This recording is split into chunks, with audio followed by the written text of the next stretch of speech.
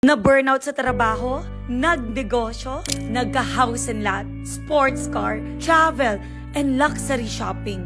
Ilan lang to sa mga na-achieve ni Miss Jean Bacho Orquiola sa kanyang negosyo. I'm Jean Bacho Orquiola, isa akong mahiyain, probinsyana at galing Bacolod. And hindi ako kayang pag-aralin ng parents ko. Kaya nung may nag-offer sa akin ng isang opportunity na pag-aralin ako sa Manila, talagang ginrab ko.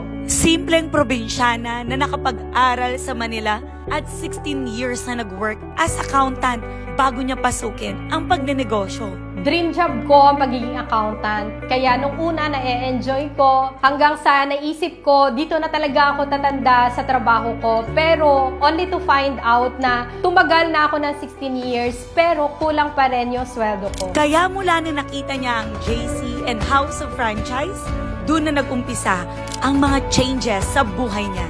Bukod sa dami na naging resulta ni Jean, na-feature din siya sa iba't ibang TV shows.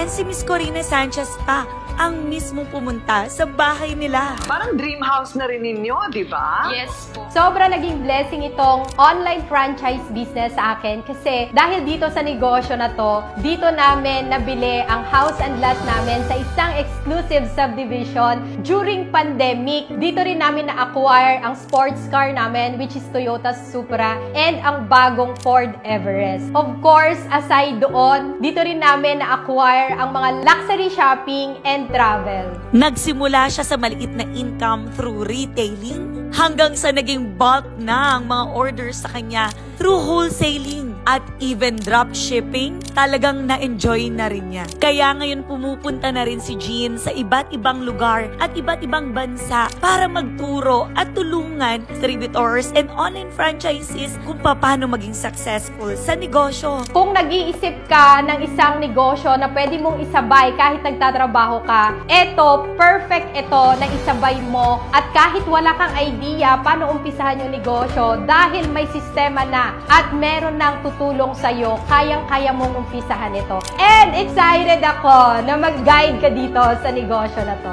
Kaya naman ngayon, bumibisita na si Jean sa iba't ibang branches ng JC sa Pilipinas at even sa iba't ibang bansa. Sa sobrang dami niyang natutulungan, talaga namang sobrang dami ang grateful sa buhay niya. At yan ang JC story ni Jean Bacho Orquiola.